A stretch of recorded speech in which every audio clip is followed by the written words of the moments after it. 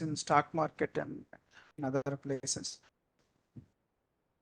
And I hope you had a session with Ram Gopal using Python libraries. It's a vast subject, and in fact, this is the the fastest growing uh, field in computer science at this point of time. So you could see explosive amount of libraries and content and data sets. Did anyone go through uh, the data sets in datagov dot or any other BSR, RBI BSR? Anybody got a chance to go through that?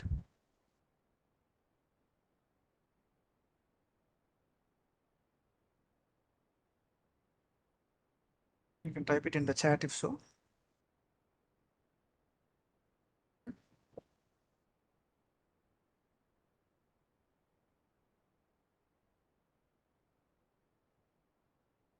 Okay, today I am going to talk about a few things again at an introductory level, and this afternoon we have a MCQ paper. Okay, post lunch there is no class, only MCQ. After lunch we will share the link to you as a Google form. You can submit that as a quiz. That will have maybe 40 to 45 questions max. Okay, let us start seeing today. The last class we have talked about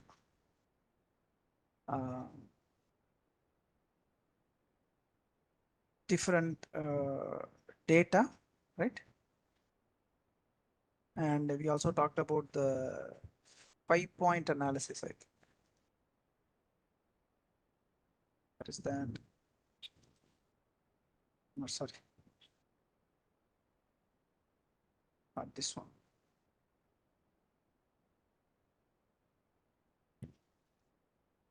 I think I closed that window. I'm not sure. Oh, this is on. So, and what we also talked about the winter or the AI side. Now we have got enough compute. There had been a question. How many of you have used cloud machines in Amazon or Azure? Can you please raise your hands? Have used Azure or Amazon cloud machines for your computational purposes or deployment purposes? If so, can you please raise your hands?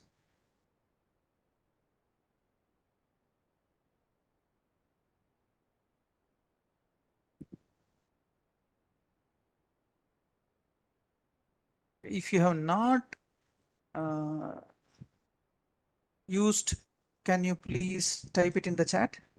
Whether you have used, if you have not used, can you please type no in the chat? I just want to know how many people have used cloud machines. No. Okay. Now let me just show to you how cloud is beneficial, because for most of our machine learning run executions, we don't have to use local machines at all. Because if I go here, Google Colab, right?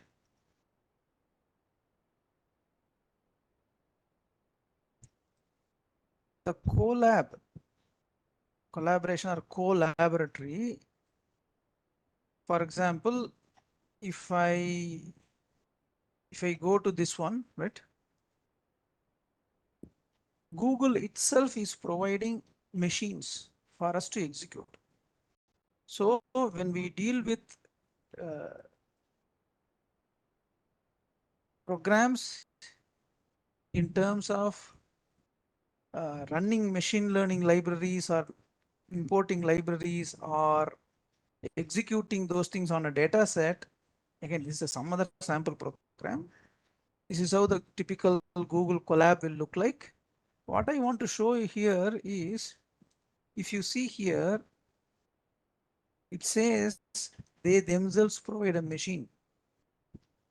connect to a machine, connect to hosted runtime, right? Change runtime type. If I go to this change runtime type, then they will say, what is the CPU? Okay. What is the program type you want to run?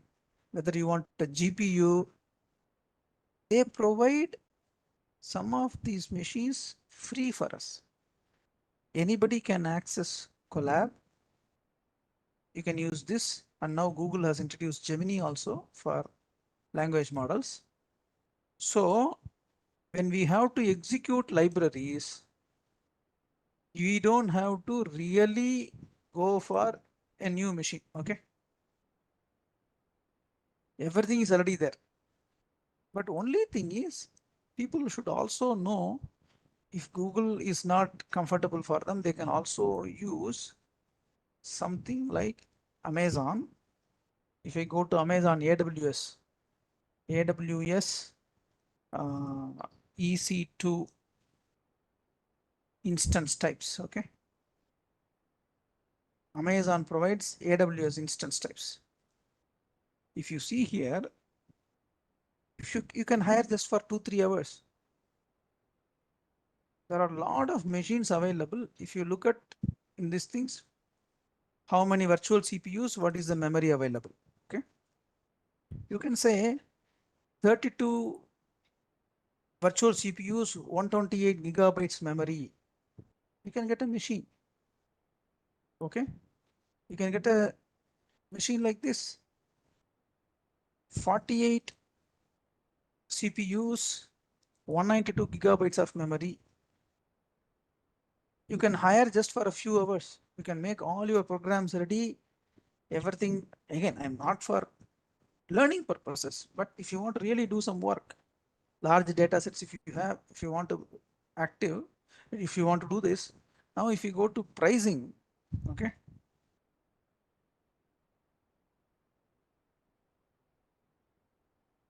in AWS, they provide based on the category, right?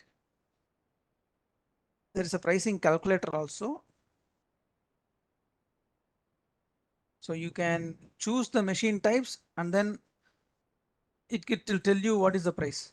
But the thing is, what I would suggest is, let us go here.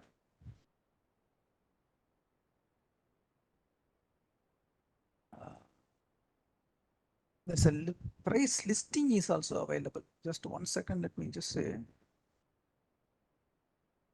AWS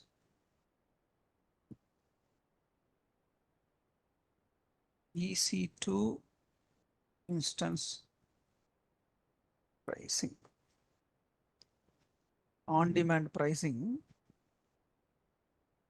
If you go here, it will load here. For example, I want to have a 32 gigabyte memory machine, 8 CPU per hour. It is $0.3. This thing is given in dollars. Okay. That means 80, 85 divided by 3, 33, almost 1/3, correct? So you can have a very big machine, 32 GB machine, memory machine, and 8 CPU machine for 1 hour for 25 rupees or 30 rupees max, right? Same way, there is a whole lot of machine types available. So you can, it is up to you. For example, I just go to, this is first one page. Now, if I go to some random page over here, how many CPUs you want? You can, if you want to have 64 virtual CPUs and 256 gigabytes of memory machine, per hour it is only $3. For 240 rupees, you can have a dinosaur machine. Maybe for 3-4 hours you can use and then finish. So this is the benefit today we have got. This was not available way back in 2000 also. Even 2005 also, it was not, this much facility was not available. So machine learning and artificial intelligence, because they will deal with gigabytes of data, they need a lot of computing power, they need a lot of memory. A conventional laptop may work for learning purposes, but not for actual industry purposes. But the reason I showed you this is, don't be afraid that machines are going to be costly to run machine learning algorithms. Google itself is providing Google Colab where you can execute. They provide free machines. At the same time, if you want on your own machines, you can have a sign up with the AWS. Just to spend a few less than 1,000 rupees, you can have a state of the art or international standard machine at your fingertip. So today this is possible, and once the amount the work is over, you can terminate the machine. No charge will be collected from you after that. Only for the hours you used, they will charge you, not beyond that point. So please have this in mind. Okay. So now you really don't have to worry that, oh, my college doesn't provide machines. Because if you have to procure a 32 GB machine, then you have to spend a lot of money. அதுக்கு CPU, அதுக்கு cooling, அதெல்லாம் problem. If you calculate space, cooling, inverter, everything will be a problem if you have to really procure. Today, really, we don't have to procure. We can use cloud itself, and then once you get connected to the cloud, you do a putty connection, you will get a virtual desktop in front of you. It is as good as you are having the computer in front of you. So just because there is a shortage of fund in the department or in the university or in the college, we don't have to really worry, because amazing work can be done in less than 10,000 rupees of computing power. Maybe in many cases, if you really plan everything, you can do it within 1,000 rupees itself. So it's a huge saving using cloud. Okay. That's the first thing I wanted to tell.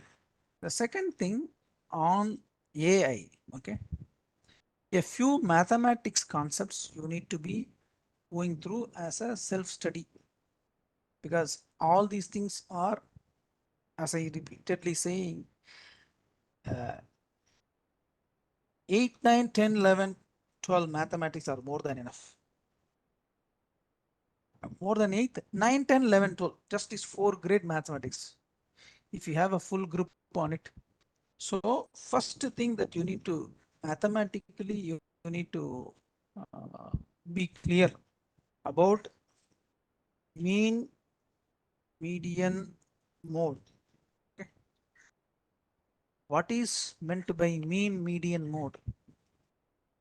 Unfortunately, நம்ம படிக்கும்போது இதெல்லாம் பின்னாடி machine லேர்னிங்க்கு உபயோகப்படும்னு சொல்லி கொடுக்கல. ஸ்டாட்டிஸ்டிக்ஸில் ஒரு industry ஸ்டாட்டிஸ்டிக்ஸில் use பண்ணணும்னு சொல்லி கொடுக்கல.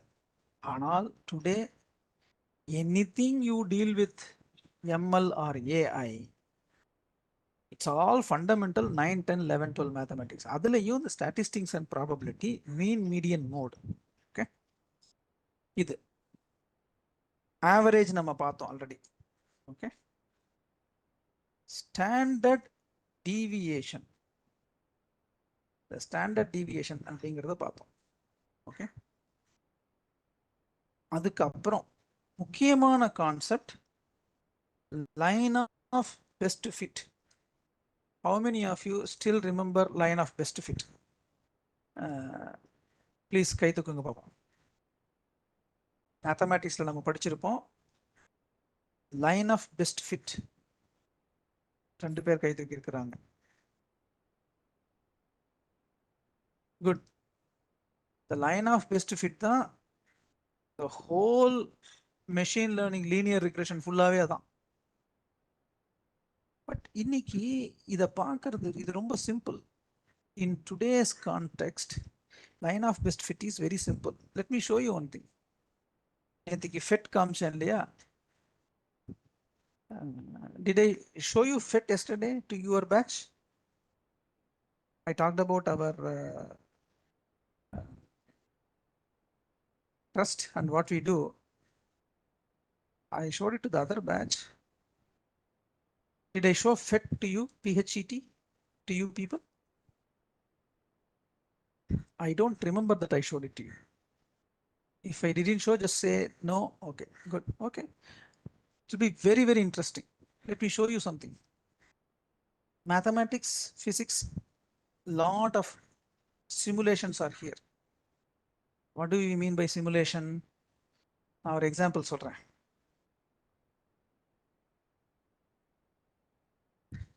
properties of matter. The way we teach in our Kalvi Shakti is through all these simulations. These are not animations. You can really do some science experiments as a virtual lab right here. PHET is the site. You can search for it and then you can get it. It's a virtual lab. It's a closed vessel. I can increase the size. I can decrease the size. I can open it. I can close it. Right from 5th standard to all the way to engineering college, anybody can go through this. No harm. படிச்சது நல்லா புரியும். ஒரு pressure gauge இருக்கு, thermometer இருக்கு. Just watch. Cycle pump இருக்கு. Just watch. நான் மவுஸை வச்சு காத்தடிக்கிறேன். drag and drop ஆகுது. என்ன ஆகுது? Air molecules are getting inside. Air molecules will not be static.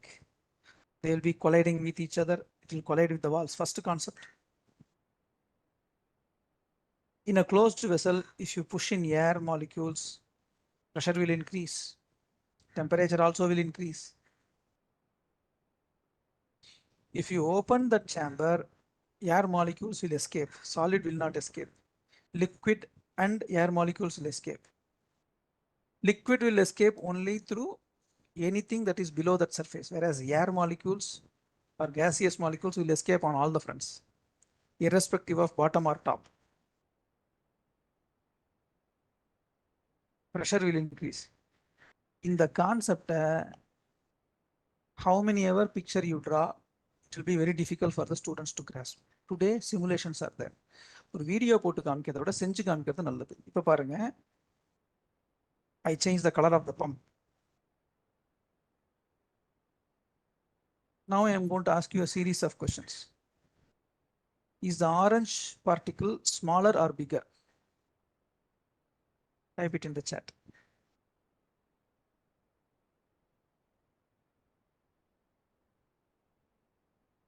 Orange molecules or particles, are they smaller or bigger than the violet particles? Smaller. Now, is a smaller particle moving faster or the bigger particles moving faster?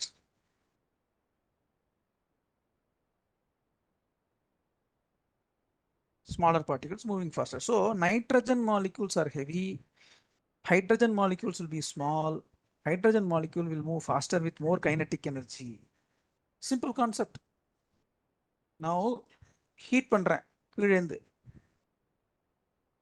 When I heat, temperature goes up. Pressure is also increasing. Kinetic energy is also increasing. Steam engine oda principle தானே. I cool it. When I cool it, temperature also drops, pressure also drops. I keep on heating, just watch, just keep on, just watch. Pressure increases, pressure increases, pressure increases. It got exploded, the lid got opened, molecules escape. The speed in which it escapes will also become slow based on the pressure, correct? When it is equivalent to atmospheric pressure, the movement outside and movement inside will be the same. The speed, right? We took just 3-4 minutes to explain. That's all. The whole concept got. Do you like it or not? இது புரிச்சதுன்னா கை தூக்கு பார்ப்போம். அல்லது you can type it in the chat also. These simulations are very handy for the teachers. In fact, many PhD students அப்படிதான் பண்ண சொல்லுவாங்க. First இதை புரிஞ்சுக்கிட்டு வா, ஃபண்டமெண்டல்ல புரிஞ்சுக்கோ. That too 10th standard படிச்சா தப்பு கிடையாது. நீ 8th standard திருப்பி ஒரு தடவை இந்த மாதிரி பாரு, you can understand it much better.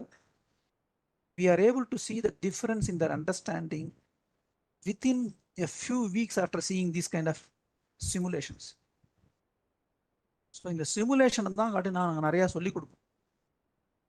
இந்த simulationsக்கு பின்னாடி என்ன நடக்கிறது? Mathematical models. மேத்தமேட்டிக்கல் மாடலுக்கும் நிறைய சிமுலேஷன் இருக்கு. நான் எதுக்கு இங்க சொல்றேன்னா, இப்போ நான் உங்களுக்கு சொன்னேன் இல்லையா, லைன் ஆஃப் பெஸ்ட் ஃபிட் அப்படிங்கிறது. லைன் ஆஃப் பெஸ்ட் ஃபிட்னா என்ன?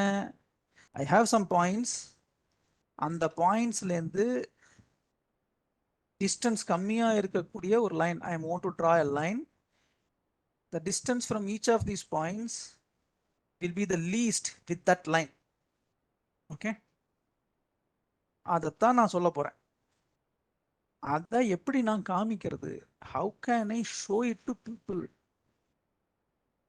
Right, how can I show it to people? இது லைன் ஆஃப் பெஸ்ட் ஃபிட்டும் போடலாம், கர்வ் ஆஃப் பெஸ்ட் ஃபிட்டும் போடலாம். ரைட், நிறைய விஷயம் இருக்கு. If you go here, for example நான் ஒரு கர்வ் எடுக்கிறேன். இங்க இருக்கு, என்டையர் ரிக்ரெஷனுக்கு இதான் மாடல்.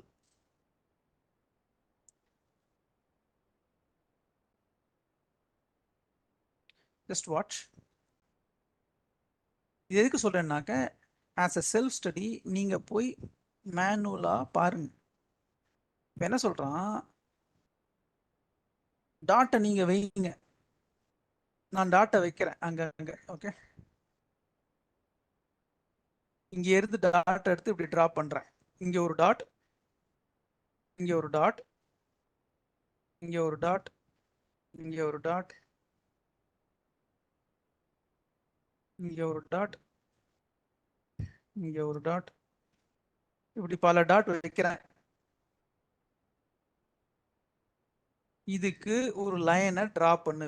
இந்த இந்த எல்லா இதுக்கும் காமனா இருக்கிற மாதிரி ஒரு ட்ரா த லைன் அப்படின்னு. அதுதான் லைன் ஆஃப் பெஸ்ட் ஃபிட். இதுதான் ரிக்ரெஷன் பாயிண்டோட கோர். பெஸ்ட் ஃபிட் லைனை போடுங்கிறேன். போட்டால் நான் என்ன பாயிண்ட் வச்சிருக்கேனோ அதுக்கு ஏத்த மாதிரி இந்த லைன் போட்டுடுச்சு. தட் மீன்ஸ் இதுலேருந்து பர்பண்டிகுலர் டிஸ்டன்ஸை கால்குலேட் பண்ணு. For each of this point calculate the perpendicular distance, add all those things. அந்த distance will be the least for this line. இந்த லைன் நான் இங்க டிரா பண்ணினேன்னாக்க it will become not the least. இதுதான் best fit. That means எல்லா பாயிண்ட்லேருந்தும் வர distance இருக்கிறதுலே கம்மியா இப்படிதான் இருக்கும். இப்போ நான் இன்னொரு பாயிண்ட் எடுக்கிறேன். ஜஸ்ட் வாட்ச், நல்லா பாருங்க. இப்போ பாருங்க, நான் இன்னொரு பாயிண்ட்டை தூக்கி இங்க போடுறேன். இப்போ பெஸ்ட் ஃபிட் லைன் இப்படியே மாறிடுச்சு. நல்லா வாட்ச் பண்ணுங்க. இப்போ நான் இன்னொரு பால் எடுத்து இங்க பாயிண்ட் வைக்க போறேன். அங்க வச்சா இப்படி மாறிடுது. ஸோ நம்ம பாயிண்ட்டுக்கு ஏத்த மாதிரி the line is automatically drawn. இதை எத்தனை பேர் நம்ம காலேஜில் இப்படி படிச்சிருக்கோம்? How many of us studied like this with a simulation? கண்ணுக்கு நேர போட்டு ஒரு கிராஃப்ல போட்டிருக்கோம். கிராஃப்ல தான் போடுவோம். ஸ்டாண்டர்ட் டீவியேஷன் போட்டு அந்த டிரா பண்றதுங்கிறது ஒரு ஸ்டாண்டர்ட் ஒரு வே. இந்த மாதிரி சொல்லி கொடுத்தோம்னால் today the facilities are available in abundant mode. நிறைய இருக்கு. கர்வ் ஃபிட்டிங், லைன் ஃபிட்டிங், இது எல்லாமே இருக்கு. What is line? x1 y1 ஒரு பாயிண்ட் இருக்கு, x2 y2 ஒரு பாயிண்ட் இருக்கு, x3 y3 ஒரு பாயிண்ட் இருக்கு. இதெல்லாம் ஜாயின் பண்றதான line. based on x1 y1 x2 y2 x3 y3 you find out the equation of the graph. அதுதான் மெஷின் லேர்னிங். பாயிண்ட்ல இருந்து லைனை கண்டுபிடி, அது mathematics. Fundamentally machine learning is mathematics only, nothing beyond that. இன்னைக்கு there are so many simulations available. இந்த சிமுலேஷன்ஸை வச்சுக்கிட்டு நம்ம விளையாட முடியும். Okay, we can find the best fit. So இந்த கான்செப்ட் நான் சொன்னேன் இல்லையா, line of best fit, curve of best fit. பல பாயிண்ட் கர்வ் மாதிரி போடுறது, அந்த லைன் எல்லாம் ஜாயின், அந்த பாயிண்ட் எல்லாம் ஜாயின் பண்ணி, அல்லது ஒரு கர்வ் போட்டு அந்த கர்வ்லேருந்து என்ன மாதிரி டிஸ்டன்ஸ் கால்குலேட் பண்றது. ஓகே, மேட்ரிசஸ் அண்ட் மேட்ரிசஸ்ல unit matrix, inverse matrix. Inverse கண்டுபிடிக்கணும்னா ஆட்டோமேட்டிக்கலா டிட்டர்மினன்ட்ஸ் கண்டுபிடிக்கணும். Inverse matrix matrix, upper triangular matrix. இந்த மாதிரி நிறைய இருக்கு. null matrix எல்லாமே ஜீரோவா இருக்கும். entire thing is matrices. ஏன் matrices எங்க யூஸ் பண்ணலாம்னா, Ram Gopal, did he show anything with respect to using matrices in Excel or no? பின்னாடி வரும், கிளாஸ்ல தான் வரும். ஏன்னா it's a very detailed subject. I don't think you would have got a chance to show.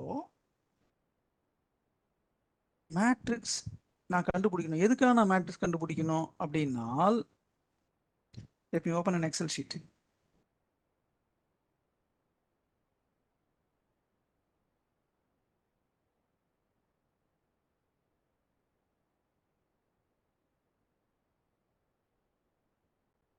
Okay, நான் இப்போ என்ன பண்றேன்னா, I have an equation 4x plus 5y equal to 23. இது ஒரு equation. 8x plus 2y equal to, let us say, 17. இப்படி ஒரு equation போட்டு, linear equation. அதையும் எழுதிடுறேன் இங்க. Which are the important things? Linear equations, அதுவும் மேத்தமேட்டிக்ஸ்ல முக்கியம். இதுல என்ன விசேஷம்? இது ஒரு linear equation. 4x plus 5y is equal to 3, 8x plus 2y. இதை நான் மேட்ரிக்ஸ்ல ரெப்ரசென்ட் பண்ணலாம். எப்படி? 4, 5, 8, 2 into x comma y equal to, sorry, equal to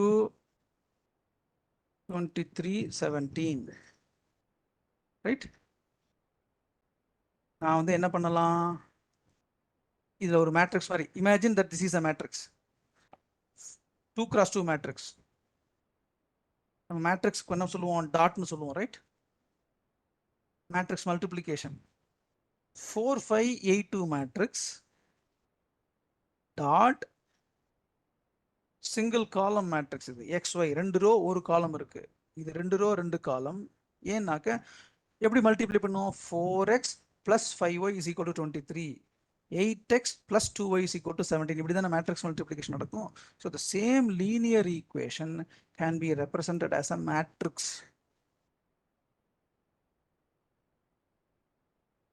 நான் x and y கண்டுபிடிக்கணும். எப்படி கண்டுபிடிப்பீங்க? இமேஜின் இந்த 4, 5, 8, 2 அப்படிங்கிறது தான் மேட்ரிக்ஸ் A. இது மேட்ரிக்ஸ் B. இது மேட்ரிக்ஸ் C.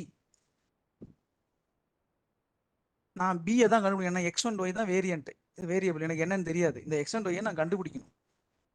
கண்டுபிடிக்கணும்னாக்க எப்படி கண்டுபிடிக்கிறது? B, இந்த B மேட்ரிக்ஸ் என்னன்னு நான் கண்டுபிடிக்கணும். எப்படி கண்டுபிடிக்கலாம்? இந்த பக்கத்துலயும் A இன்வெர்ஸ் ஆட பெருக்கு மல்டிப்ளை பண்ணு. இந்த பக்கத்துலயும் A inverse A dot A dot B போடு equal to A inverse dot C. இதானே? A inverse dot A dot B போடுற. இந்த சைடு என்ன பண்ணுவ? அதே மாதிரி A இன்வெர்ஸ் டாட் C போடு. இந்த A மேட்ரிக்ஸ் நமக்கு தெரியும். A மேட்ரிக்ஸ்க்கு இன்வெர்ஸ் கண்டுபிடி. ரெண்டு சைடும் இருக்கு. A இன்வெர்ஸ் டாட்ங்கிறது Aங்கிறது யூனிட் மேட்ரிக்ஸா மாறிடும். Unit matrix into any matrix, it will become this matrix. So B is equal to A inverse dot C. அவ்வளவுதான் மேத்தமேட்டிக்கலி. ஸோ ஒரு லீனியர் ஈக்குவேஷனை சால்வ் பண்றத மேட்ரிக்ஸ் வழியாவே நான் சால்வ் பண்ணிடலாம். இந்த கான்செப்ட் புரிஞ்சுதா? If so, please raise your hands.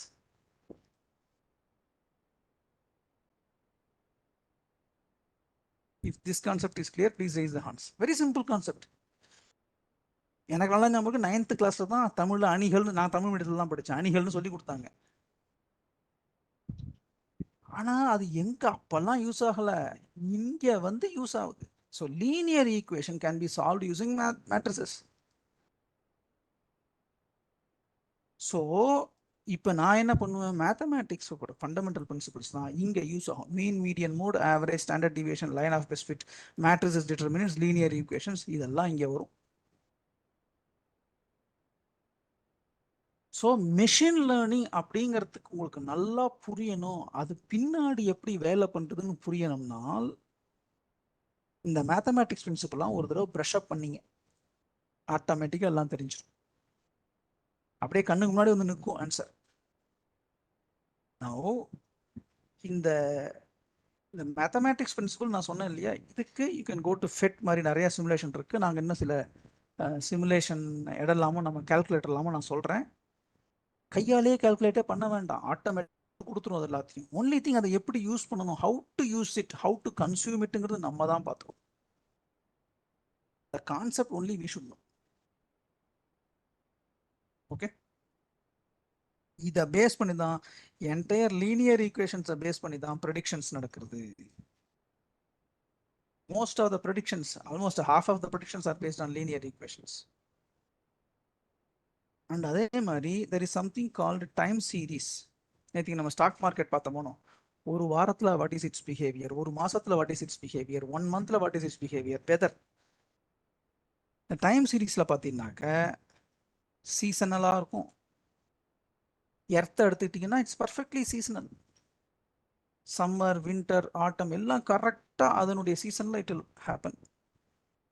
Temperature will increase, increasing temperature, decreasing temperature, increasing rain, decreasing rain. It's all fully seasonal. Stock மார்க்கெட்லேயும் சில சீசனல் இருக்கு. என்னன்னாக்க அந்த தீபாவளியும் போது, எலெக்ஷன்ஸ் போது, based on some patterns. It may not be exactly calendar day, but there is some seasonal based on events. So time series எப்படி prediction பண்ணணும், right, அதுவும் இருக்கு. பட் எல்லாமே டைம் சீரீஸ்ங்கிறது அது ஒரு கர்வ், என்ன பர்ஃபெக்ட் கர்வாக இருக்காது, கொஞ்சம் கோண கோடலாக இருக்கும், அவ்வளோதான். Time series is a curve, it's not a line. Multiple small lines நீ அஸ்யூம் பண்ணிக்கலாம். whereas many other things are equations, linear equations. So இந்த பிரின்சிபலை நம்ம நல்லா புரிஞ்சுக்கிட்டோம் அப்படின்னாலே பாதி விஷயங்கள் almost in machine learning we will be able to close it.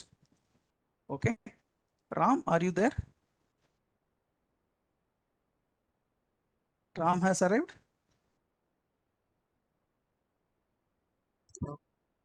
Not yet, huh? Sir, not yet. I'll call. Okay, வர சொல்லுடா. ஏன்னா this is what I want to take. Anyway, I have to finish it. Oh, sorry, Kaushik. Kaushik, sir. Kaushik is there. So, Kaushik, are you there? Yeah, Kaushik has pinged me. Yes. Sorry. So, basic mathematics and anna புரிஞ்சுக்கிட்டோம்னாலே machine learning will be very, very interesting. அதுக்கு there are a lot of calculators and simulators available, abundant amount of material available. So இதை enjoy பண்ணி படிக்கலாம். So இந்த செஷனில் என்ன இப்போ நம்ம பார்த்தோம்னா, க்ளவுட் அப்படிங்கிற ஃபெசிலிட்டி இருக்கிறதுனால we can do massive work on data. Google Colab is already giving us machines and GPUs. அதுக்கப்புறம் காஸ்ட் எஃபெக்டிவ்னஸ் ஆஃப் க்ளவுட் பார்த்தோம். அப்புறம் we talked about some of the basic fundamental mathematics principles like line of best fit, probability theory பார்த்து இருக்கு, அந்த curve, best fit curve, linear equations, matrices, 9, 10, 11, 12 mathematics அவ்வளோதான். இதை நல்லா புரிஞ்சுக்கிட்டோம்னாக்க and we now know there's an application for each of this. With that, I will stop my side. Kaushik may continue. Kaushik, ready? Yeah? Yes, now on the Okay. And afternoon, post lunch, just let me know, Kaushik, what time, so that we can share the MCQ quiz link to these people. Post lunch. I will be done by 1 o'clock. After that, you can share. Okay, so I think 2 o'clock தான் நம்ம after lunch தான் வச்சிருக்கோம். I Sure, will be done Ram by, will take care of that. Yeah. I'll be done by 12:45. After that, you can basically. Okay. Thanks, Kaushik. Go ahead. Thank you.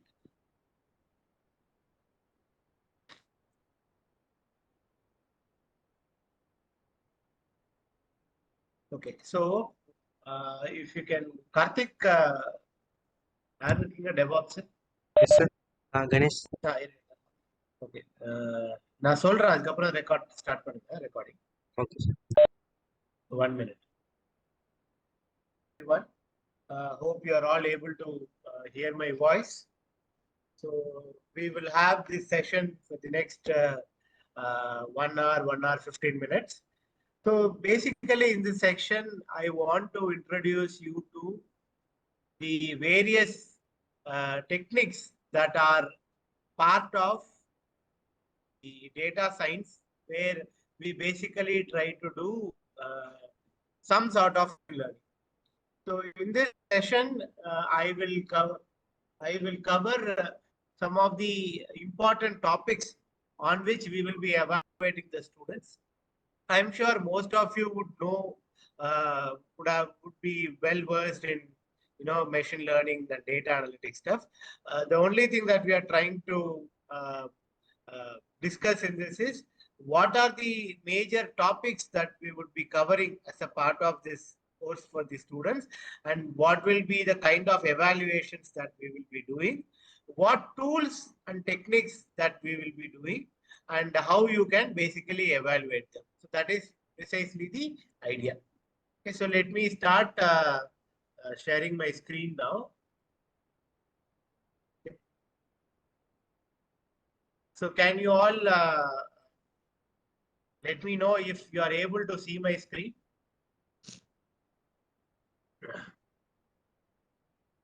You're all able to see my screen? Yes, sir. Screen is visible. Okay, thank you. So as a part of this whole data analytics part, there is one thing which is data analytics, which is already covered by the Ram, who takes the metabase, right? Okay. Metabase is taken. Now the other part of it, which is basically what we are. So if you look at analytics, right? You look at analytics. We usually consider analytics in 3 different ways. One is descriptive analytics.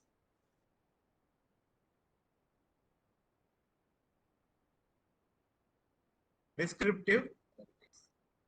Then you have something called as predictive analytics.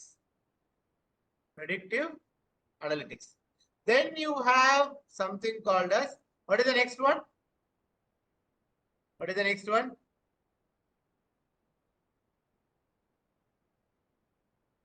What is the next one? Descriptive analytics, predictive analytics. Then what?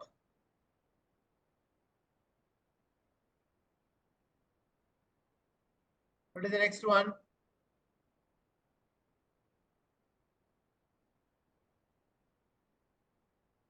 Prescriptive analytics. Okay. So usually our course also covers topics on the descriptive analytics. Then we cover topics on predictive analytics. Then we cover the topics on prescriptive analytics. Can somebody tell me an example of descriptive analytics? Can somebody tell me an example of descriptive analytics?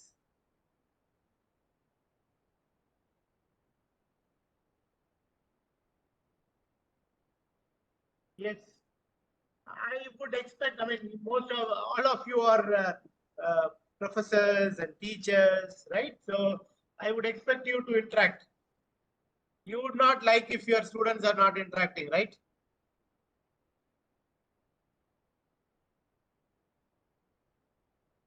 Yes. What what do you mean by descriptive analytics? I saw many professors from statistics who would actually explain this much better than me.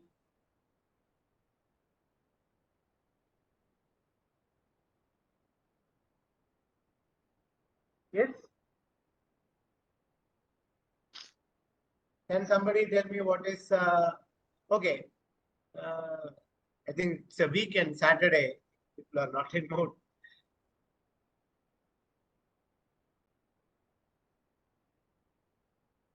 Case study of students. What does that mean? I don't know that. Anyways, so descriptive analytics is basically where we try to describe the data that we have. Okay, we try to describe the data that we have. What do you mean by describing the data? So you would have already know that what are all the different ways of describing the data. Now, one way of, okay, I think let me clarify some of the important things because I don't see an answer from many of you on what basically is descriptive analytics. So when you are evaluating the students, you should try to evaluate the students if the student has an understanding of what is descriptive analytics, what is predictive analytics, and what is prescriptive analytics. So this understanding the student should have. Now, how do we, so what should we expect as an answer? Okay. So answer is descriptive analytics is, as you all know, that it is going to describe the data. But how can you describe a data? How can you basically describe a data? There are different ways in which you can describe a data. One way of describing the data is 5-point number summary. I'm not asking, okay. So one way of describing descriptive analytics is 5-point number summary. What is 5-point number summary? What is 5-point number summary?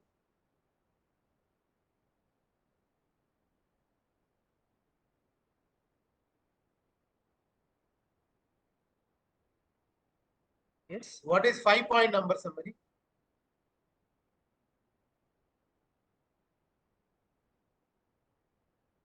So a 5-point number summary is basically a technique used to describe numerical data, especially numerical data, which gives us 5 important things about data.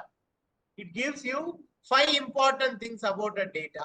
One is the min and max. These two basically explain the extreme values. Extreme values. Okay. These two explain the extreme values. Then what else you have? You have 5-point number summary. Other than that, what do you have?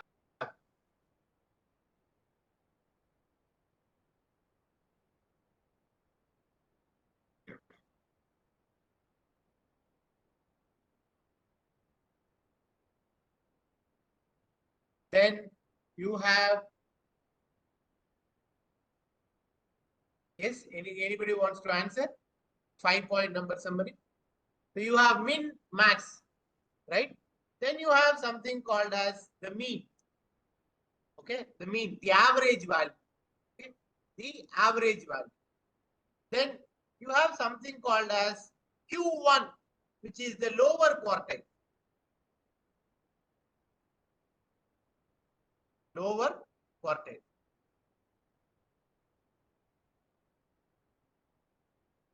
Okay. Then you have something called as Q2, which is the median value. Median value. Q3 is basically the third quartile.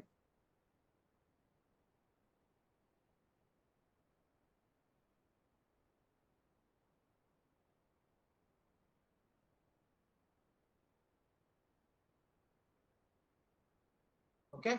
These are the three. So, okay, I have added one additional value, which is not part of the 5-point number summary. Mean is usually not part of 5-point number summary, but to describe as a part of descriptive statistics. Okay, as a part of descriptive statistics, we also need mean. As a part of descriptive statistics, we also need mean. Then we also need something called as standard deviation, variance. Okay, so these, so if you look at any numeric value can actually be described, the properties of a numeric value can be described by these 5 values. So what do you actually mean by it? Okay, so let's say we take a data set. Okay, I'm now going to take one data set, which is the car design. Okay, there is a car design data set. So look at my screen, see something called as a car design data set.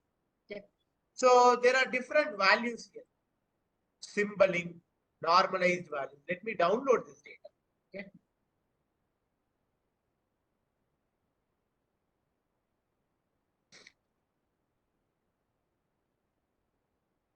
let me download this data and open it in Excel.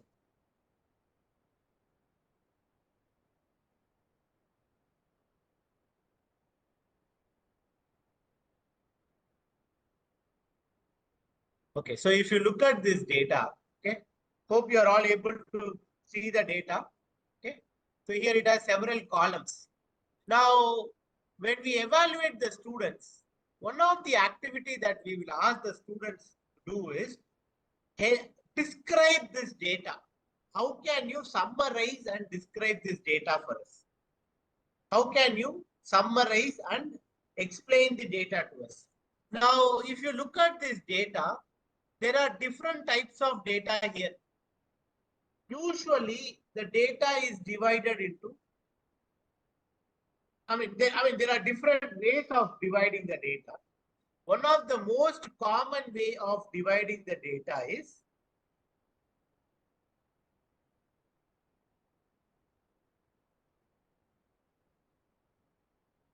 ordinal data,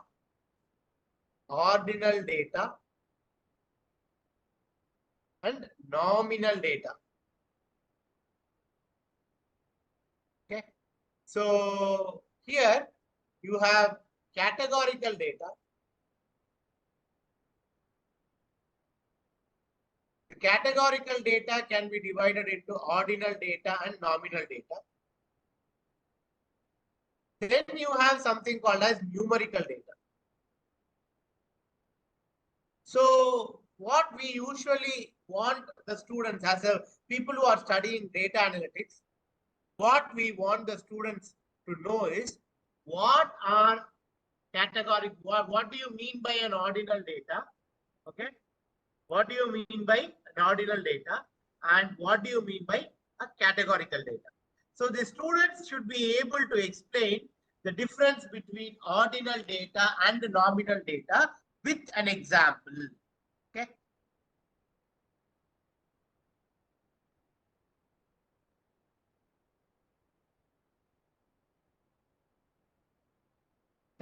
Can somebody explain what is ordinal data and what is nominal data? Maybe an example.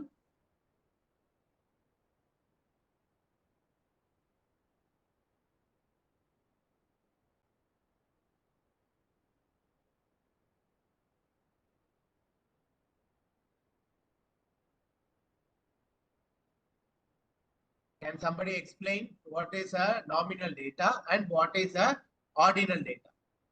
Okay, I don't. Okay, let's not waste time here. Let me just go ahead and tell you what is the difference. Okay, both are categorical data. Okay, ordinal data and nominal data are categorical data only. Okay, there are, as I said, if you look at this data set here, there is some numerical data. For example, the wheelbase, length, width, height. These are all what you call is the numerical data. Okay, they are all numbers. But if you look at the body style, okay, it is convertible is there, right? Right, convertible is there. See here, if you look at their four-wheel drive, front wheel drive, rear wheel drive. F4WD means four-wheel drive. FWD means front wheel drive. So this is again a categorical data. So if you look at the data, there is some data which is categorical data. There is some data which is numerical data. So these four, or even these five, they're all categorical data. They're all numerical data. Sorry, very sorry. They're all numerical data. But if you look at these things, these are categorical data. Okay. Now here, there is also one more thing, which is this one, which is basically the still they are though numbers, but still they are given as categories. Okay. So first we will try to understand what is so forget about the numerical data. Let us only concentrate on the categorical data. In the categorical data, let us first concentrate on something called as nominal data. Nominal data is a type of data that names or labels things. It is something which is naming or labeling a thing. Okay. So engine labels. These are all different type of engine labels. These are all different type of drives, wheel drives. These are all different types of body styles. Okay. So anything that names or labels things are called as nominal data. It is used to categorize or classify items into different groups that have no specific order. What I am saying here is, this does not have any order. This particular, let's say, if I look at this body style, there is no order. Nobody can say convertible is bigger than hatchback. I mean, price, it will be different. Okay? Price might be different. Okay? Price might be a little bit different. But if you look at the okay, so basically what I'm trying to say is, nominal data are the type of data which do not have any order. That means convertible is not greater than hatchback. Hatchback is not greater than sedan. For example, if I take gender, okay, gender is a nominal data. Male, female, transgender. Okay. Now nobody can say male is greater than female. If I say male is greater than female, somebody might put a case on me also. Right? Because so there is no order there. Okay. So data that has no order, categorical data that has no order, is basically called a nominal data. Okay. Examples are colors of cars. Okay. Colors of cars, type of fruits, or subjects, school subjects. These are all called nominal data. Nobody can say data science is greater than discrete mathematics. Or nobody can say principle of compiler design is greater than theory of computation. That means, though they are different categories, they cannot be ordered. Such data is called nominal data. Is this clear?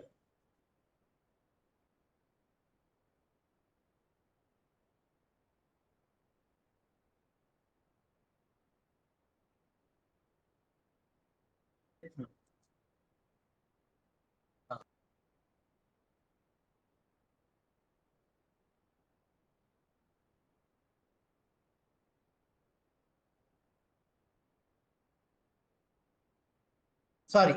So any data that any categorical data that does not have order is basically called as a nominal data. Is this clear? Is this clear?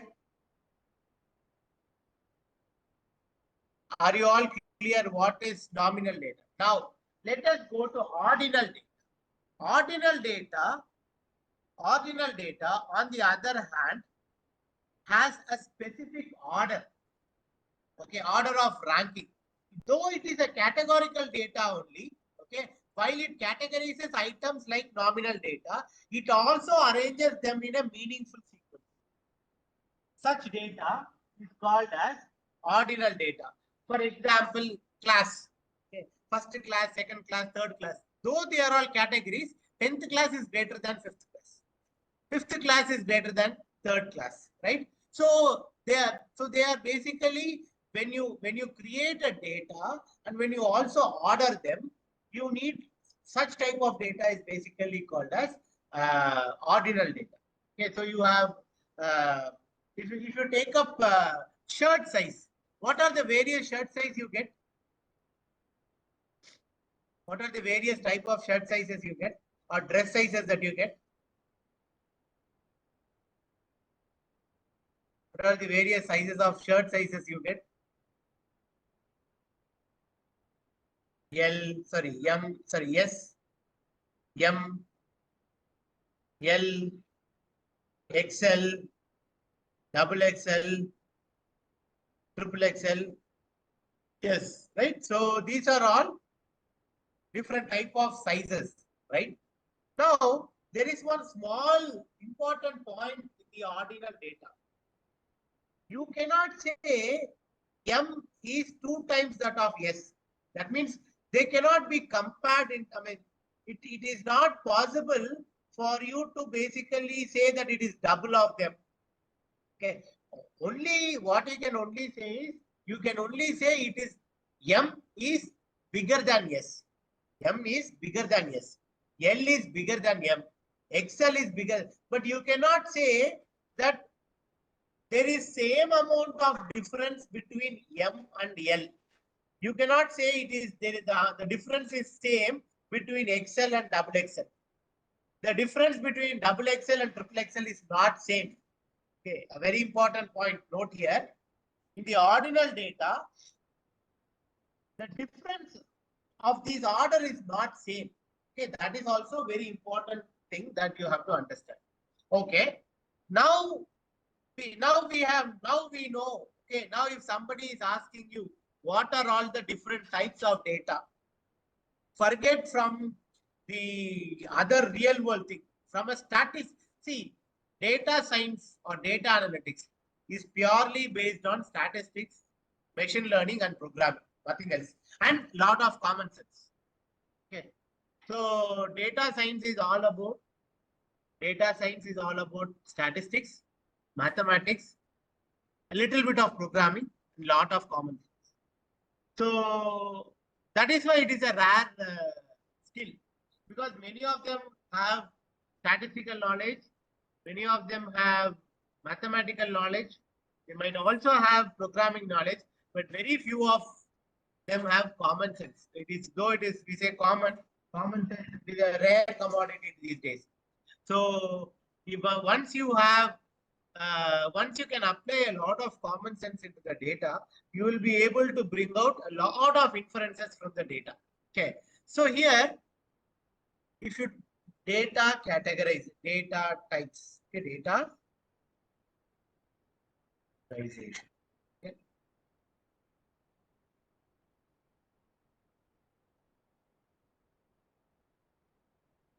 So if you look at the data categorization, you have categorical data and the numerical data. Okay. But in categorical data, you have nominal data and ordinal data. Nominal data is simple way of classifying the data without any order. Ordinal data is classifying the data. Okay. Now, then you have something called as numerical data. Numerical data is pure numbers. Okay. It is all numerical. Numbers is basically numerical data. Now, in this numerical data also you have two types. Discrete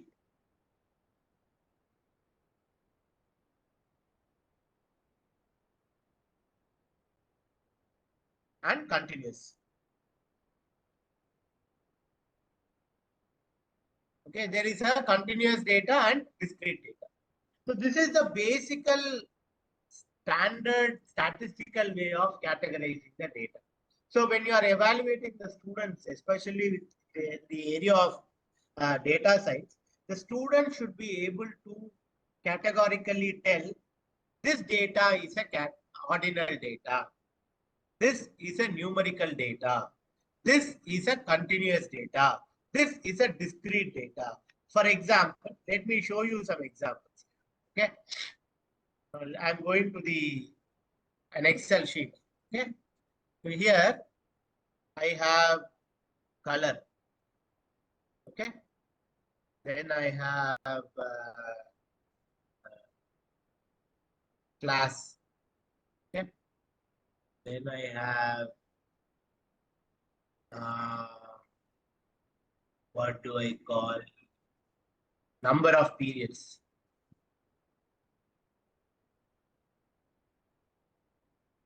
Number of sessions or number of people. Number of people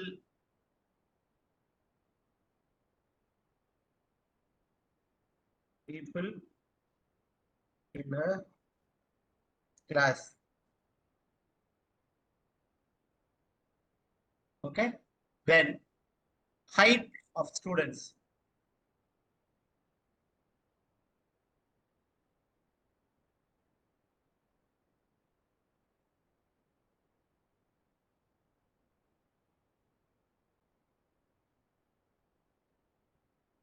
Okay. So color is maybe red, blue, something. Class is 4th class, 5th class.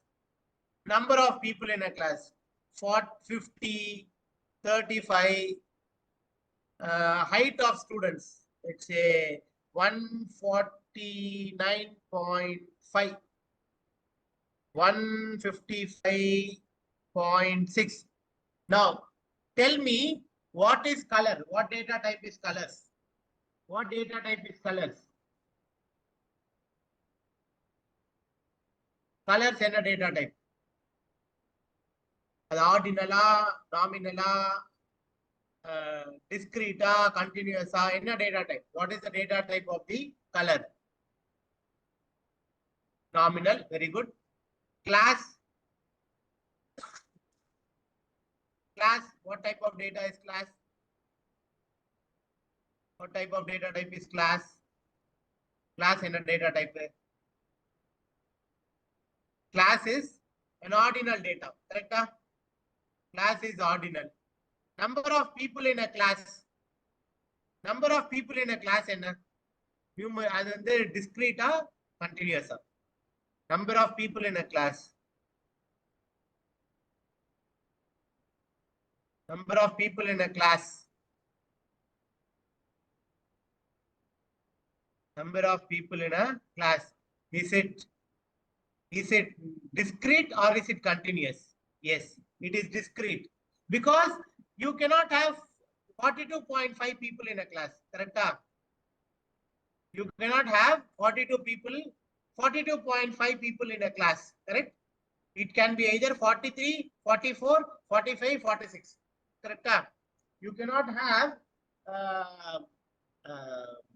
44 people in a class, 44.5 people in a class, correct? Karthik, are there? Sir. Can you pause the recording for a moment? Yes, sir. I have paused that. Your student should be able to identify the data type. Okay. What is the height? What type of data type is height? It is continuous. Okay. It is continuous. The type of height of students is continuous. Okay. One question to all of you here. Suppose if there are 50 students in a class. Suppose if there are 50 students in a class, what is the probability of a student whose height is 150 centimeters? Suppose if there are 50 students in a class, okay, what is the probability of a student having height of 150 centimeters? Sorry. What is the probability that somebody has a height of 150 centimeters? What is the probability?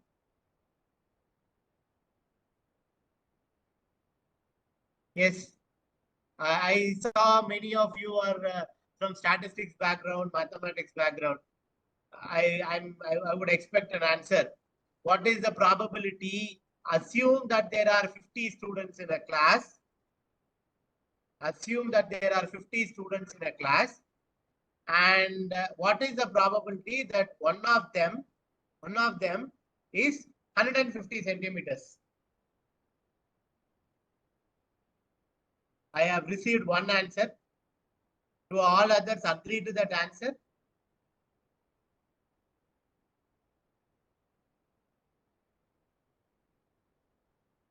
One by 50. Okay. 1 by 50. Okay. Okay. இது வந்து ஒரு trick question. Okay, இது ஒரு trick question. நீங்க உங்க ஸ்டூடண்ட்ஸ்க்கு கேட்கலாம். Okay, the probability of a person with height 150 in a class is 0. ஏன்னா ஹைட்ங்கிறது ஒரு கண்டினியூஸ் வேல்யூ. ஓகே, உலகத்துல யாரோட ஹைட்டுமே 150 சென்டிமீட்டர்ஸா இருக்க முடியாது. 150.00000001 இருக்கும் or 002. some there is no continuous value எக்ஸாக்ட்டா மெஷரே பண்ண முடியாது. continuous value you cannot measure the continuous value exactly. nobody's height in the world is 150. நம்ம சொல்றதே 150 சொல்லுவோம். கரெக்டா மெஷர் பண்ணா 150.00001 இருக்கும். அதோட அக்யூரேட் ஸ்கேல் எடுத்தீங்கன்னா இன்னும் வேற வரும். So depending upon the type of the accurate scale, there will be some point after that 150. நம்ம 150ங்கிறது ஒரு அப்ராக்சிமேஷன் தான், அது எக்ஸாக்ட்டா இருக்காது. So the answer is the probability of a discrete value in a continuous variable is 0. ஒரு continuous value இருக்கக்கூடிய ஒரு காலம்ல ஒரு discrete value இருக்கிறதோட probability 0. புரிஞ்சுதா? Is that clear? If a column is a continuous data column, அதுல ஒரு discrete value இருக்கிறதுக்கு probability கிடையாது. It is 0. Okay? Why I am telling all these things is, if you have to build proper data science curriculum in your organization or in your college or in the university, one of the fundamental things that you should be delivering to your students is how to understand and interpret the data. And this basically comes from basic statistics and probability. Unless until okay, அவங்க படிப்பாங்க. Now many students, even in your college, I think there is still a subject called probability and queuing theory, right? PQT. இருக்கா? Still there? Many of the students study that, right? Even I did it. I took around 5 to 6 attempts to clear that. For many people, they were not able to get the degree because of PQT. Okay. The problem is, okay, I mean, that's a maximum even colleges also can do. Basically, they have a lot of curriculum, but it is not delivered in a way that can be applied directly to the students. But at least when we are delivering the content with respect to data science and analytics, this is a very, very important aspect. Making students understand the concepts that we have learned in probability and statistics, how these can be applied in data science to make much better analysis of the data. Okay, coming back to our problem. Okay, now why I am telling all these things is, we will ask the students to do descriptive analytics.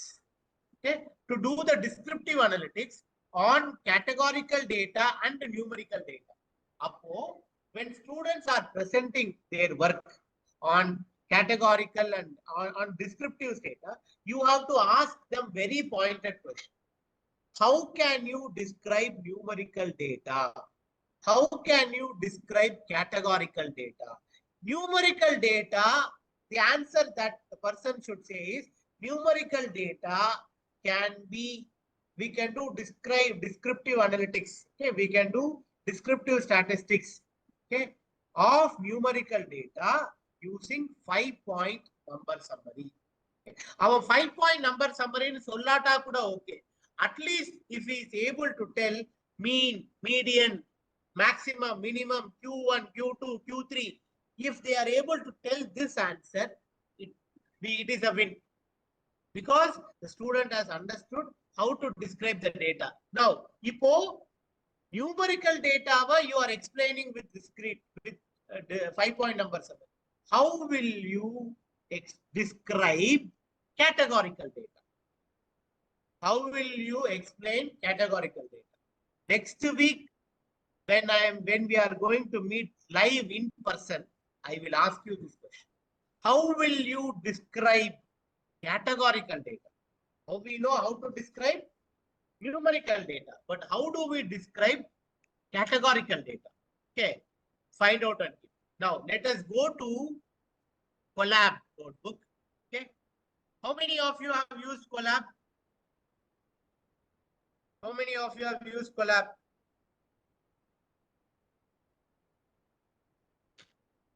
How many of you have used Collab? Google Collab.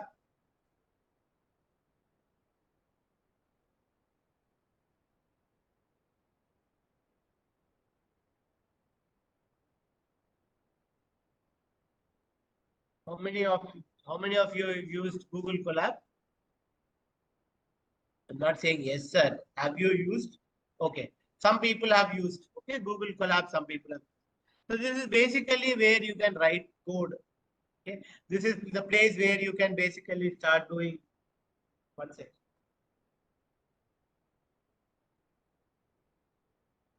Just a second. Um,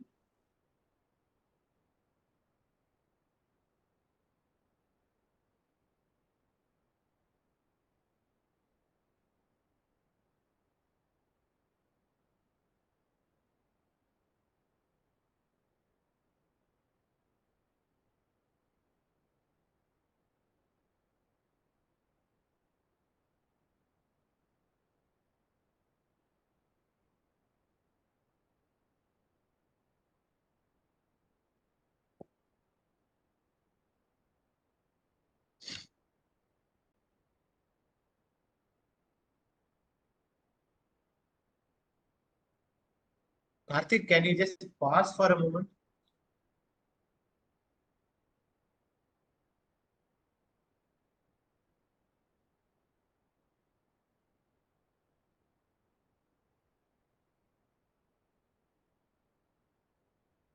Okay, so as I was discussing, Google Colab helps you to write code. Now in today's class, what we will do is we will see how to do descriptive analytics in an automated way without writing lot of code. Okay, so we are going to see very easy and no very less code of how to do this thing. So we are mostly concentrated on doing automated way, not writing lines and lines of code. Okay, we are going to do in a most automated way. Okay, so I'm going to get started. So I'm going to say open new notebook. Okay, a new notebook will be open. This is where you will write the code.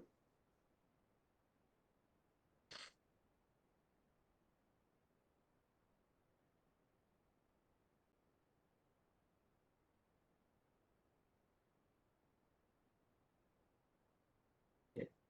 So can you all see my screen properly? Okay. Right. So what I'm going to do is I'm going to connect to the Google Colab backend, which will give us CPU and memory. Okay. So now what we are going to do is we are going to do some descriptive analytics. Okay. In a most in a more automated way, I would say. Okay. So first what we will do is we will load the data. Okay. So where is the data? The data is somewhere here. Okay. I have data in my Excel sheet. Okay. I have data in my Excel sheet here. Now this data I want to load. How can I load the data? What I am going to do is here, Google Colab, on your right hand side, do you see one square button, one folder icon? On your right hand side, do you see a folder icon? Yes?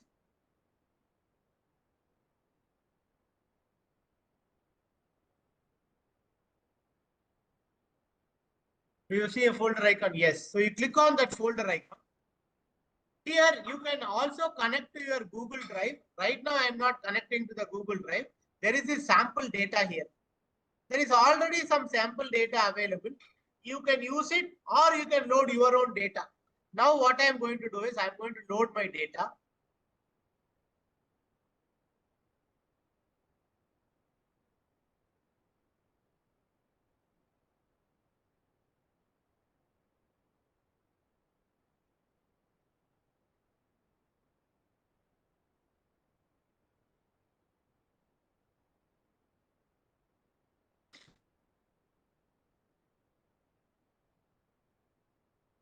Okay, so here I'm going to load the data. So I'll say upload and I will upload that file. What was the file I had? Car designs.csv. So now I have uploaded that data. Click OK. Now, if you look at this folder, you will see, okay, this is a little bit much bigger. I'll slightly make it short. So here we are seeing that data. Let us just copy that file, copy path. Okay, let's copy that path. Okay, the first thing that we are going to do is load the data. Load the data into the memory. How to load the data? Load the data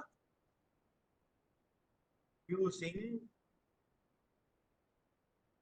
pandas library.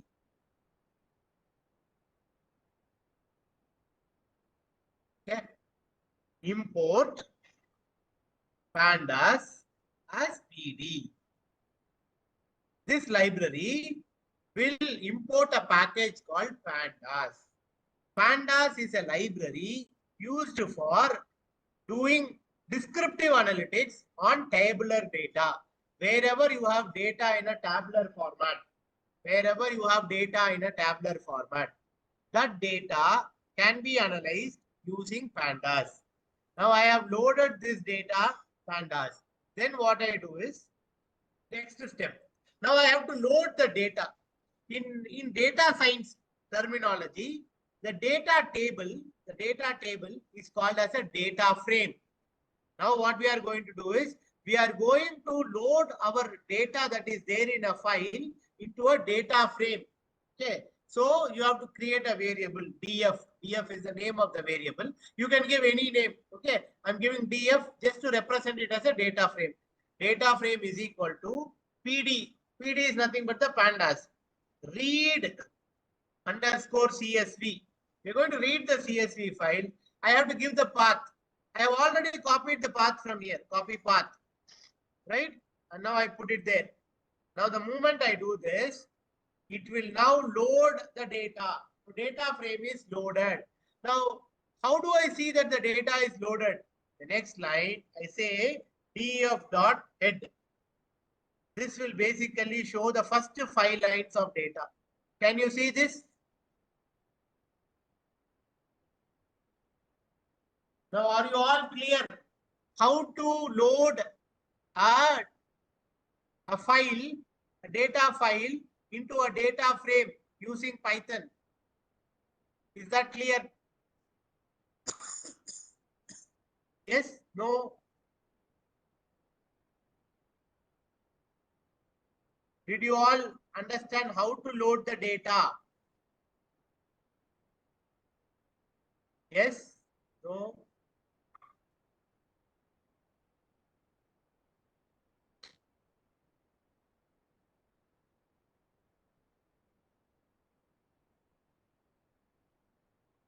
Have you all understood how we can load the data?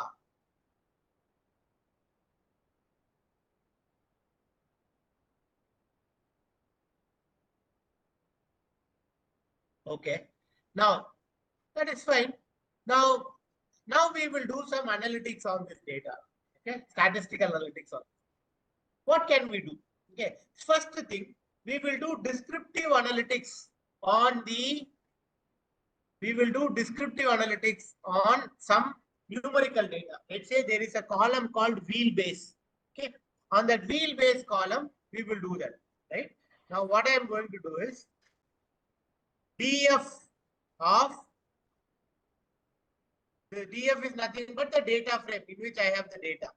The column name is wheelbase. Okay. This is the column. So from the data, I am just taking this column. From the data, I am just taking this column, wheelbase. So that column alone has come. Now, in this column, what I am going to do is df of wheelbase dot see here, describe. Now, the moment you say describe, it will now give the 5-point number summary. See here. It is giving the count. There are 205 values. This is the mean. Average is this one. Standard deviation is this much. Minimum is 86. 25 means Q1, first quartile. First quartile, Q1 is 25%. Q2 is the 50th quartile, 50 percentile is the Q2. Q3 is this one. This is the max. Did you all get this point? Did you all get this point?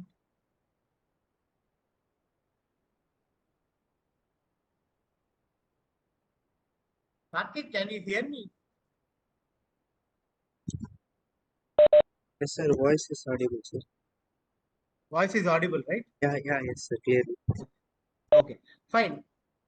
Were you all able to understand how we can generate the 5-point number summary from Python code? Was that clear?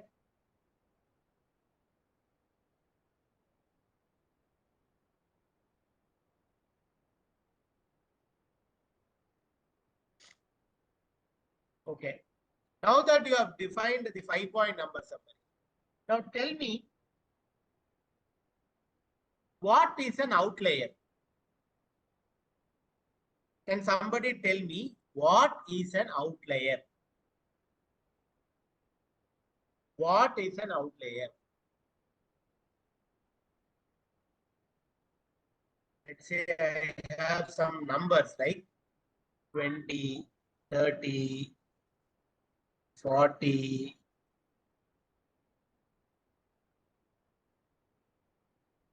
50,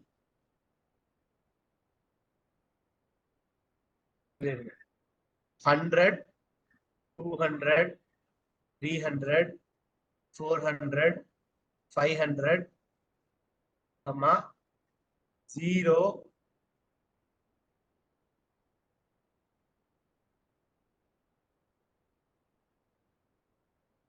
இப்படி வச்சுக்கணும் 1000, 2000, 3000, 4000, 5000,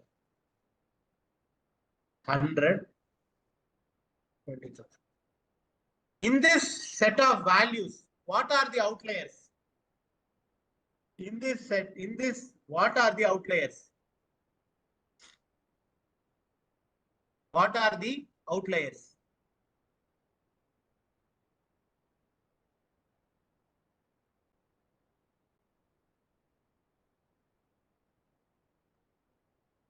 What are the outliers in this?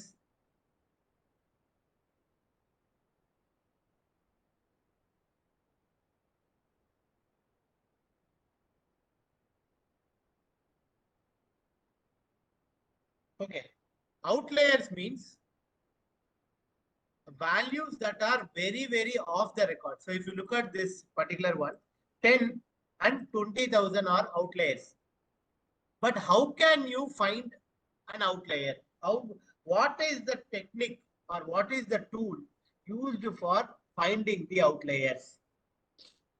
What is the tool or technique used for finding the outlier?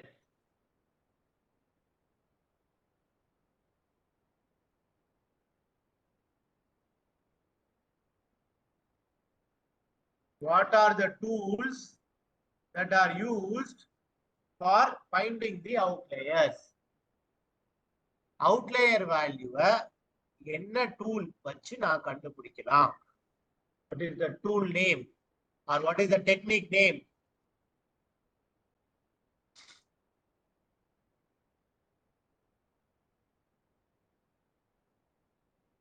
Has anybody heard of something called as a box plot? Box plot ன்னு ஏதாவது கேள்விப்பட்டிருக்கீங்களா?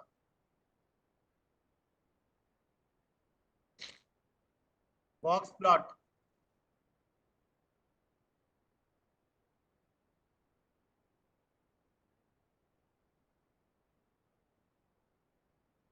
Whisker box plot. Okay.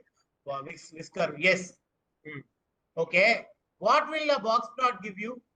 Okay. Somebody says, I've heard, I know, right? What will a box plot give? How will you evaluate your students? How much they know about the box plot? Suppose you are data science evaluation you are trying to do, and you are asking your student about, you want to evaluate your student on box plot. What questions will you ask? Box plot will not give standard deviation. Box plot will not give standard deviation. I mean, you can interpret from that, but as such, box plot will not give you standard deviation.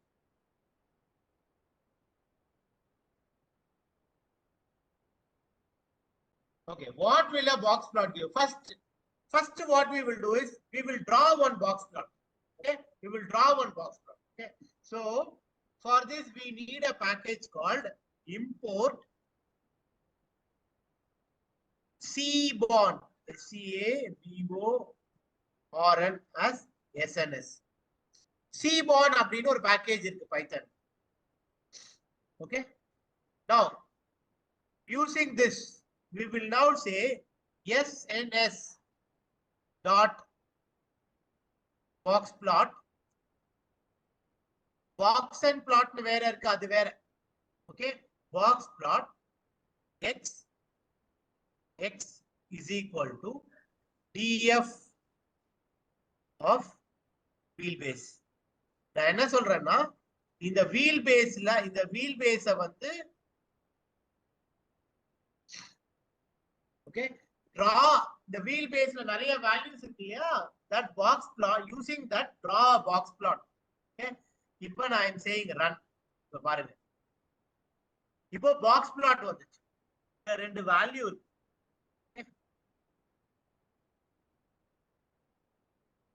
இங்க ரெண்டு value இருக்கு. What do you think are these values? இங்க இது ஒரு box plot இருக்கு, இங்க ஒரு code இருக்கு, இங்க ஒரு கோட் இருக்கு. Here there is one line and here there are two dots. Can someone explain me what these are?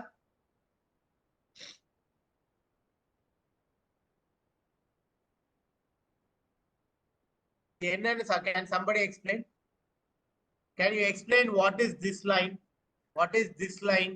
What is this line? What is this line? And what is this line? And what are these values?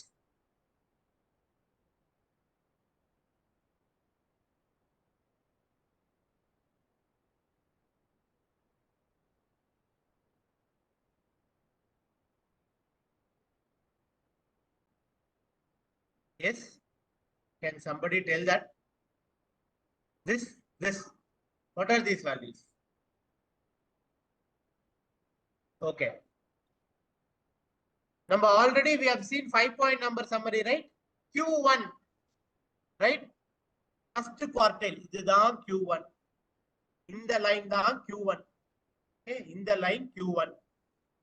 இது Q2. இது Q3. இது வந்து இது outlier. அதாவது இந்த லைனுக்கு அப்புறம் உள்ளதெல்லாம் outlier. அதாவது higher outlier. இந்த லைனுக்கு கீழே இருக்கிறதெல்லாம் extreme outlier. How is this quartiles எப்படி அவங்க generate பண்றாங்க? Does anybody know how these quartiles are generated. If you have to evaluate your students on why is it இது ஏன் Q1 இது ஏன் Q2 25 percentile என்ன அப்படின்னு கேட்டா what will be the answer? So இப்போ பாருங்க, just see this. Okay, 1 2 3 4. Okay, so it will follow. Okay, 2, just a second.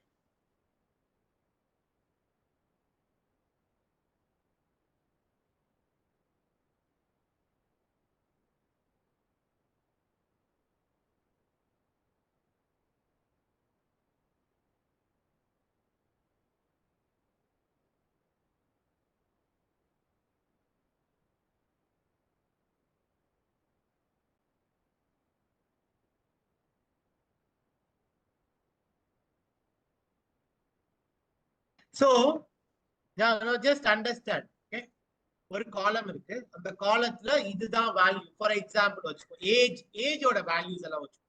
ஒரு குரூப் வந்திருக்காங்க, அந்த குரூப்ல வந்து நிறைய பேர் இருக்காங்க. ஓகே, ஒருத்தரோட ஏஜ் வந்து 3 years, ஒருத்தரோட ஏஜ் 5 years, ஒருத்தரோட ஏஜ் 7 years, அப்புறமா ஒருத்தரோட ஏஜ் 21 years, 25 years, 30 years, 35, 36, 37, 41, 45, 50, 50, அப்புறமா 89, 91. இதெல்லாம் தான் வேல்யூஸ் வச்சுக்கோ. இப்போ first what we will do is we will now take Q2 first கண்டுபிடிப்போம். Q2 எது Q2? Can somebody tell me what is Q2 here? 1 2 3 4 5 6 7 8 9 10 11 12 13 14 15 values இருக்கு. எது Q2? Q2 னா மீடியன். எதுப்பா மீடியன் இதுல? Which is the median here? 1 2 3 4 5 6 7 8. This is the median, right? The center value 36. Q1. Okay. 7 இங்க இருக்கு. 7 values. So this is Q1. In this, the center one. Okay, இந்த halfல, அதாவது see, மொத்தமா 15 values இருக்கு. Okay, 8th value இது, இந்த 7 values இருக்கு, இந்த 7 values இருக்கு. Okay, இதுதான் Q2. இதுக்கு இந்த பாதியில இருக்கிற, ஓகே, இது ஒரு பாதி, இது இப்படி பிரியும், இது Q2. அப்போ இந்த ஃபர்ஸ்ட் இதுல இருக்கிற பாதி centre value Q1. What is Q1? Q1 இதுல centre value. What is Q1? 21. இந்த லாஸ்ட்ல பாதி வேல்யூ என்ன? 45. Q3 இதுதான் 45. ஓகேவா? சோ இப்போ உங்களுக்கு what you have got Q1, Q2, Q3. Minimum என்ன? 3. மினிமம் வந்து 3. மேக்ஸிமம் வந்து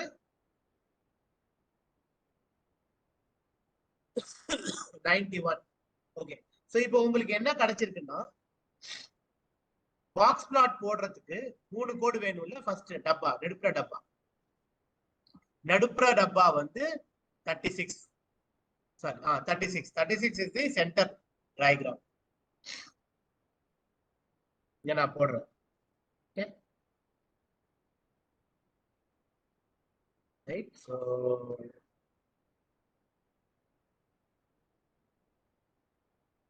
இதுதான் வந்து 36 லைன். இது ஓகே, நடுப்புற இருக்கு. இந்த இடத்துல 21 ஓட லைன், இதுதான் Q1, இது Q3. சோ உங்களுக்கு Q1 கிடைச்சிருச்சு, Q2 கிடைச்சிருச்சு. இப்போ நீங்க இந்த விஸ்கரை போடணும். விஸ்கர்னா என்னன்னா, எது அவுட்லயர், இதுக்கு அப்புறம் உள்ளது அவுட்லயர் அப்படின்னா எது அந்த whisker? How will you find out that whisker point? இந்த பாயிண்ட், இது வந்து இப்போ வந்து இது வந்து என்னது? 36. இது ஓகே, இது 36. இது 21. ஓகே, இது 45. ஓகே, இப்போ எனக்கு நான் என்ன பண்ணணும்னா எதெல்லாம் அவுட்லயர் அப்படின்னு நான் கண்டுபிடிக்கணும். ஓகே, அப்படின்னா ஐ நீட் சம் பாயிண்ட் இல்லையா, இந்த வேல்யூக்கு மேல இருக்கிறது தான் அவுட்லயர் அப்படின்னு. சோ இதுக்கு ஃபார்முலா என்னன்னா, அவுட்லயர் ஃபார்முலா என்னன்னா, ரைட் சைடோட ஃபார்முலாவோட அவுட்லயர் என்னன்னா Q2 இருக்குல்ல, Q3 இருக்கு இல்லையா, Q3 plus 1.5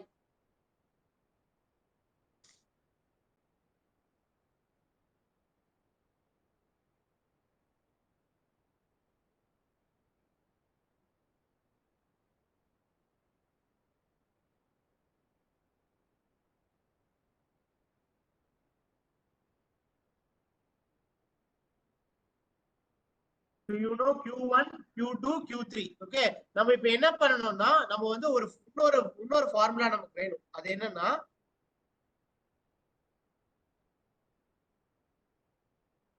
ரால இருந்து எப்படி வெளில வருது,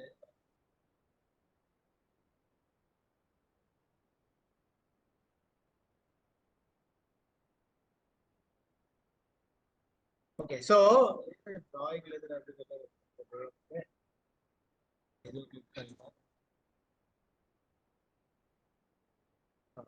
somehow I came.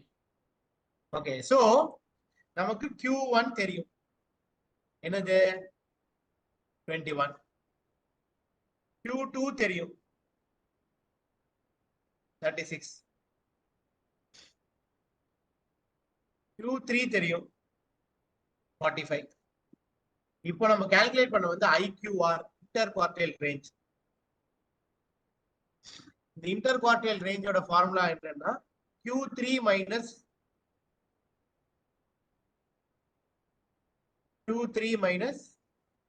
Q1 என்ன வரும்? Q3 minus Q1 என்ன வரும்? 45 minus 21. என்னப்பா அது வேல்யூ? 45 minus 21. 21, 41, 44, 24 24 தான் குவார்டைல். இப்போ லோவர் பவுண்டரி, அதாவது மினிமம் என்னன்னா Q1 lower boundary equal to Q1 minus 1.5 into IQR. Upper boundary UB is equal to Q3 plus 1.5 into IQR. இப்ப சொல்லுங்க, இப்ப இந்த ஃபார்முலா வச்சு சொல்லுங்க, இப்ப எது வந்து லோவர் பவுண்டரி, எது lower boundary, what is the upper boundary? Q1 எவ்வளோ? 21. 21 minus 1.5 into IQR எவ்வளோ? 24. அது எவ்வளோ வரும்? 1.5 into 24 னா 12, 36. 36. So 21 minus 36. It's a negative value. That is fine. 15 minus 15. Minus 15 க்கு கீழே இருந்தாதான் லோவர் லைன், லோவர் சைட்ல அவுட்லயர். அதே மாதிரி இங்க Q3 45. Okay, Q3 45. 45 plus 1.5 into 24, 36. Which is equal to 45 plus 36 வந்து 45, 55, 65, 75, 81. 81க்கு மேல யாராவது இருந்தா அவுட்லயர். நம்ம டேட்டால பார்த்தோம்னா நம்ம இங்க 89, 91 இது ரெண்டும் அவுட்லயர். புரிஞ்சுதா? இதுதான் உங்களோட இந்த கோட் பண்ணும். நீங்க இந்த கோட்ல உங்க டேட்டாவை டேட்டா ஃப்ரேமா if you are sending it, it will automatically do that. Whatever calculation நம்ம பண்ணோமோ இது ஆட்டோமேட்டிக்கா பண்ணும். இது ஒரு இதுக்கு மட்டும் இல்ல, இது நிறைய இதுக்கும் பண்ணும். இப்ப நான் வந்து உங்களுக்கு இப்ப ஒண்ணுதான் நான் காமிச்சிருக்கேன். ஓகே, இதுவே நான் இப்ப போயிட்டு வெறும்னா டிஎஃப் கொடுத்தேன்னு வச்சு.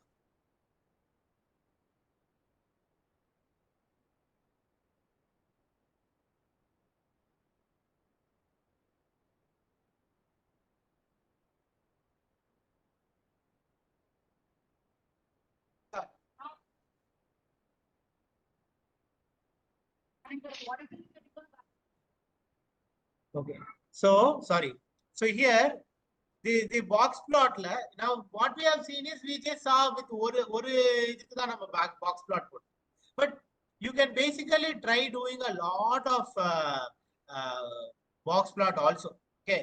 So what you have to do is you have to go to this package called Cbond. Cbond Python. Okay. The Cbond order page இருக்கு.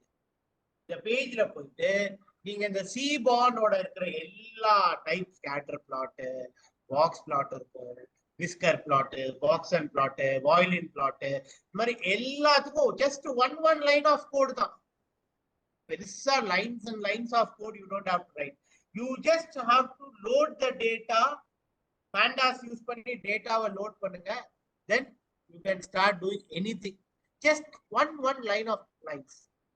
Okay, so I expect we in the classes we actually expect the students to basically provide a complete statistical inference on the data set. நாங்க ஒரு data set கொடுத்துருவோம். அந்த data set use பண்ணி அவங்க இந்த Cbond லைப்ரரியை use பண்ணி எல்லா type of விஷுவலைசேஷன்ஸும் arrive பண்ணணும். அவங்களுக்கு ஒரு மெஷின் லேர்னிங்க்கு அவங்களுக்கு ஒரு டேட்டா செட் கொடுப்போம். அந்த டேட்டா செட்ல அவங்க ரெக்ரெஷனோ ப்ரிடிக்ஷனோ பண்றதுக்கு முன்னாடி அவங்க இந்த அனாலிசிஸ் பண்ணணும். இந்த எக்ஸ்ப்ளோரேட்டரி டேட்டா அனாலிசிஸ் பண்ணணும். இந்த exploratory data analysis they have to do using Cbond. There's also one more thing called as matplotlib. அந்த மாதிரி வேரியஸ் லைப்ரரிஸ் யூஸ் பண்ணி அவங்க உங்களுக்கு பிரசன்ட் பண்ணுவாங்க.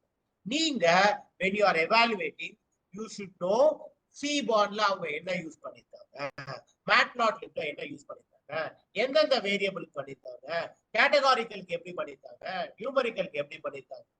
questions you have asked, they have to answer it. Okay, this is basically what we expect from the students on doing exploratory data analysis before machine learning. In the next class நம்ம நிஜமாவே இதே மாதிரி ரெண்டு line code எழுதி எப்படி machine learning பண்றது அப்படிங்கிறது we will see. அது நம்ம லைவ் கிளாஸ்ல பார்ப்போம். வேலூர்ல நடக்கிற கிளாஸ் நெக்ஸ்ட் சாட்டர்டே அன்னைக்கு கிளாஸ் நடக்கும்போது on that class we will see in live in person. சரியா? Any questions in today's class?